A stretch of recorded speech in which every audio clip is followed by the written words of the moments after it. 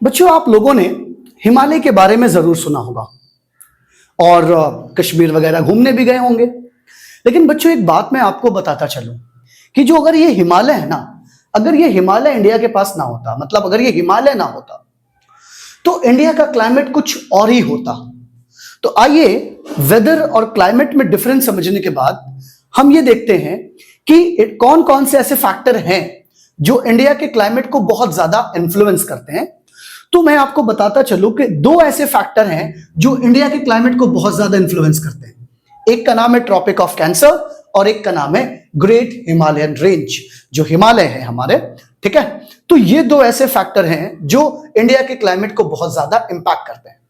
अब एक एक करके समझते हैं कि ट्रॉपिक ऑफ कैंसर कैसे इंडिया के क्लाइमेट को इंपैक्ट करता है और हिमालयन रेंज कैसे इंडिया के क्लाइमेट को इन्फ्लुएंस करता है।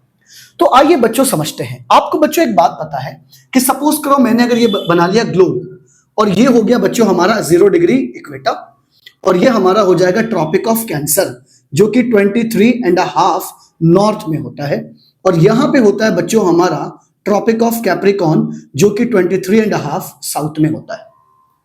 सबसे पहला सवाल तो बच्चों ये है कि सर ये जो इमेजिनरी लाइन है, दीज आर इमेजिनरी लाइन जिसको ग्लोब पे ड्रॉ की गई है। अब पहला तो सवाल यही है कि ये इमेजिनरी लाइन ग्लोब पे क्यों है। बच्चों देखो, मैं पढ़ा तो रहा हूं आपको क्लाइमेट, लेकिन क्लाइमेट को समझाने के लिए आपको ये कॉन्सेप्ट भी पता होना चाहिए, नहीं तो आप रट लोगे, समझ में नहीं आएगा, मजा नहीं आएगा। इसलिए मैं ये चीजें बता रहा हूं कि ये इक्वेटर है, tropic of Capricorn and tropic of cancer. ये इमेजिनरी लाइन है जो अर्थ पे ड्रॉ की गई है। इनके बीच का जो एरिया होता है बच्चों, इसको हम लोग ट्रॉपिकल जोन बोलते हैं। क्या बोलते हैं? Tropical zone.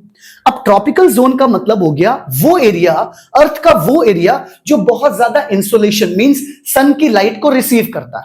अब सवाल ये आया कि सिर्फ ये वाला एरिया ही सन की लाइट ज्यादा क्यों रिसीव करता है, ये दोनों क्यों नहीं? North pole and south pole के पास जो और भी एरियाज हैं, टेम्परेट जोन जो है, वो क्यों नहीं रिसीव करते?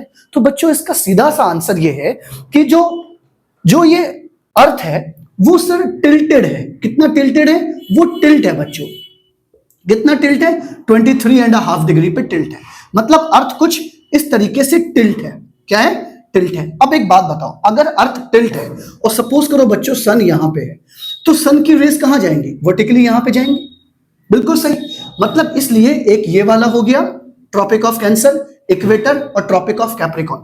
तो जो परपेंडिकुलर है, स्ट्रेट एंड डायरेक्टली सन की रेज इन एरियाज पे पड़ रही, इसलिए इन एरियाज पे ज्यादा सनलाइट आ रहा है, ज्यादा इंसोलेशन रिसीव हो रहा है, इसलिए बच्चों हम लोग इसको कहते हैं ट्रॉपिकल जोन कहते हैं। अब मान लो यहां पे भी लाइट जाएगी, लेकिन क्या होगा? वो स्लैंटिंग रेज होगा, एंगल ज्यादा होगा। यहां पे भी रेज जाएगी लेकिन स्लैंटिंग होगा। इसलिए आपने बचपन में पढ़ा होगा कि नॉर्थ पोल के पास कुछ एरियाज हैं और साउथ पोल के पास नॉर्वे वगैरह, जहां 6 महीने रात और दिन का कॉन्सेप्ट होता है। वही होता है कि जब सन बिल्कुल यहां ट्रॉपिक ऑफ कैप्रिकॉर्न पे आ जाता है तो इसकी रेस बहुत स्लैंट हो जाती है और वहां पहुंचते पहुंचते उसमें इंटेंसिटी भी नहीं बचती है, जिसकी वजह से यह फिनोमेनन होता है। तो मुझे आपको बेसिकली यहां यह समझाना था कि ट्रॉपिक ऑफ कैंसर, इक्वेटर और ट्रॉपिक ऑफ कैप्रिकॉर्न के बीच के एरिया को हम ट्रॉपिकल जोन बोलते हैं। क्यों? क्योंकि यहां पे सन की रेज डायरेक्टली पड़ती है और बहुत ज्यादा पड़ती है। अच्छा बच्चों, एक बात और बता दूं, अब जो ये ट्रॉपिक ऑफ कैंसर है, इक्वेटर है, ट्रॉपिक ऑफ कैप्रिकॉर्न, हम पढ़ रहे हैं अपने इंडिया का क्लाइमेट। तो बच्चों ट्रॉपिक ऑफ कैंसर जो है ना, वो इंडिया को 2 इक्वली पार्ट में डिवाइड करता है। मतलब ये जो ट्रॉपिक ऑफ कैंसर है, क्योंकि इंडिया बच्चों 8 डिग्री से स्टार्ट होता है। अगर मैं ये भी बात करता चलूं, जो कि आपके बोर्ड एग्जाम में बहुत सारे क्वेश्चन इससे आते हैं, मैप बेस्ड क्वेश्चन आते हैं, 10 मार्क्स का मैप भी आता है, तो उसमें पूछ भी लेते हैं। बच्चों आपको पता हो कि इंडिया का जो लैटिट्यूडनल पोजीशन है, जहां से स्टार्ट होता है बच्चों, वो है 8 डिग्री 4 मिनट ईस्ट, और जो ये एंड का ऊपर का जो नॉर्थ पॉइंट है उसको बोलते हैं, वो भी लैटिट्यूडनल पोजीशन है। वो बच्चों कितना है? That is 37 degree 6 minute east. और बच्चों ये लॉन्गिट्यूडनल पोजीशन है। यहां से लॉन्गिट्यूडनल की बात कर लें तो ये होता है 68 डिग्री 7 मिनट ईस्ट।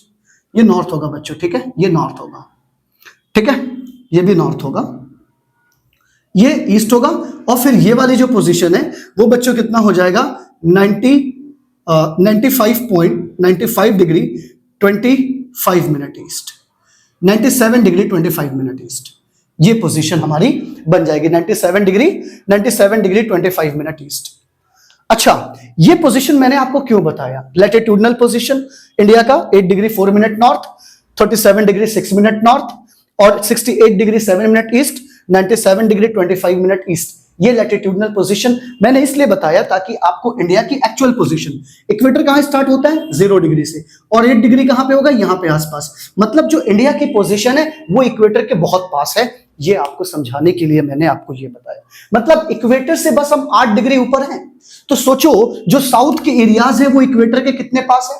जब वो इक्वेटर के पास है और इक्वेटर पे थ्रू आउट द ईयर पूरे साल इंसोलेशन, क्योंकि क्यों पड़ता होगा, क्योंकि सन रेज डायरेक्टली यहां तो आती होंगी ना, तो सन रेज इक्वेटर पे इंसोलेशन, सन की लाइट बहुत ज्यादा पड़ती है, क्योंकि इक्वेटर और सन के बीच की डिस्टेंस ज्यादा नहीं है, ओवरहेड के आसपास है। तो इसलिए ये जोन भी क्या कहलाता है बच्चों, ट्रॉपिकल जोन कहलाता है। ये बताने के लिए कि हमारा इंडिया, सदर्न इंडिया इक्वेटर के कितने पास है, इसलिए बच्चों। और दूसरी बड़ी बात, जो ये इंडिया को इक्वल पार्ट में करती है, ट्रॉपिक ऑफ कैंसर के में जो जो है वो आता है ट्रॉपिक जोन के अंदर, ट्रॉपिक जोन के अंदर। और जो हम का एरिया है इक्वेटर के ऊपर का एरिया, वो आता है टेम्परेट जोन में। किसमें आता है बच्चों, temperate zone. Temperate zone and tropical zone. Tropical zone का मतलब ये अर्थ के इक्वेटर के बहुत पास है, इसलिए इंसुलेशन मिलता होगा, इसलिए यहां पे गर्मी ज्यादा होगी, यहां का अलग होगा। और ये क्या है बच्चों, टेम्परेट जोन है, इक्वेटर से वो ट्रॉपिक ऑफ कैंसर से ऊपर का एरिया है। यहां पे क्या है कि जब गर्मी पड़ेगी तो गर्मी होगी, मॉडरेट क्लाइमेट है, गर्मी पड़ेगी तो गर्मी होगी एंड ठंड पड़ेगी तो ठंड होगी। अभी और भी अलग अलग फैक्टर हैं, लेकिन जो बेसिकली ये दो फैक्टर हैं वो इंडिया के क्लाइमेट को बहुत ज्यादा इंपैक्ट करते हैं। एक का नाम है ग्रेट हिमालयन रेंज और एक का नाम है आपका ट्रॉपिक ऑफ कैंसर। एक सवाल और आता है बच्चों कि ट्रॉपिक ऑफ कैंसर जो इंडिया को पास करती है, दो इक्वल पार्ट में डिवाइड करती है, वो किन किन स्टेट से पास होती है। तो मैं आपको इसको आसान एक तरीका बता देता हूं, आप याद कर लो, बहुत आसान है, एग्जाम में आता भी है बच्चों। सबसे पहले ये कौन सा स्टेट है सर, ये तो है गुजरात, तो मैंने यहां शॉर्ट में लिख दिया गुजरात। उसके बाद क्या आता है बच्चों, ये एरिया पड़ता है राजस्थान, तो गुजरात एंड राजस्थान साथ में ले लो। अच्छा, तीन स्टेट साथ में लगे होते हैं, एक का नाम है ये मध्य प्रदेश, फिर छत्तीसगढ़ एंड झारखंड। तो बच्चों क्या हो जाएगा, मध्य प्रदेश, छत्तीसगढ़, मैं यहां लिख देता हूं झारखंड, ये हो गया झारखंड। फिर तीन स्टेट यहां पे हैं, एक का नाम है वेस्ट बंगाल, एक का नाम है त्रिपुरा और एक का नाम है मिजोरम। ये बच्चों स्टेट्स ऐसे हैं जो इक्वेटर इनसे पास होती है। तो 8 स्टेट इंडिया के ऐसे हैं जिससे इक्वेटर पास होती है। कौन कौन से, गुजरात, राजस्थान, फिर मध्य प्रदेश, छत्तीसगढ़, झारखंड, वेस्ट बंगाल, त्रिपुरा एंड मिजोरम। तो आपने देख लिया कि ये किस तरीके से हमें आधे इंडिया को, ट्रॉपिक ऑफ कैंसर आधे इंडिया को ट्रॉपिकल जोन में रख रही है और आधे इंडिया को टेम्परेट जोन में। अब जो ट्रॉपिकल जोन वाला एरिया है वहां पे सन की लाइट बहुत ज्यादा आएगी, इसीलिए आपने सुना भी होगा सदर्न इंडिया में ज्यादा टाइम गर्मी ही रहती है और मौसम ज्यादा चेंज नहीं होता है। अब बात करते हैं बच्चों सेकंड फैक्टर को, आपको समझ में आ गया होगा कि जो ट्रॉपिक ऑफ कैंसर है वो इंडिया को दो इक्वली पार्ट में डिवाइड करती है, temperate zone and tropical zone. तो जो ट्रॉपिकल जोन वाला इंडिया है, वो जो सदर्न इंडिया है, वो इक्वेटर के बहुत पास है, वहां इंसोलेशन बहुत ज्यादा होती है, गर्मी बहुत ज्यादा होती है। बाकी टेम्परेट जोन है, मॉडरेट क्लाइमेट है, गर्मी में गर्मी पड़ेगी एंड ठंड में ठंड पड़ेगी। अब बात करते हैं सेकंड फैक्टर की। सेकंड फैक्टर क्या है बच्चों, हमारा ग्रेट हिमालयन रेंज। अब ये क्या करता है, आपको मालूम है कि हिमालय कुछ इस तरीके से है, पूरा का पूरा जो हमारा नॉर्थ ईस्ट का एरिया है, पूरा हिमालय उसको कवर किए हुए है। अब हिमालय का यहाँ बहुत इंपॉर्टेंट रोल है। यहाँ पे जो बच्चों रशिया है, साइबेरिया है, चाइना है, मंगोलिया है, यहां से जो साइबेरियन कोल्ड विंड्स आती है, बहुत ठंडी हवाएं होती हैं, साइबेरियन कोल्ड विंड्स। ये क्या करता है, हिमालय उन साइबेरियन कोल्ड विंड्स को ट्रैप कर लेता है। ट्रैप का मतलब जो विंड्स इधर से आ रही है उन्हें वो रोक देता है। अगर वो हिमालय ना होता तो वो कोल्ड विंड्स यहां भी चली आती, सोचो फिर क्या क्लाइमेट होता।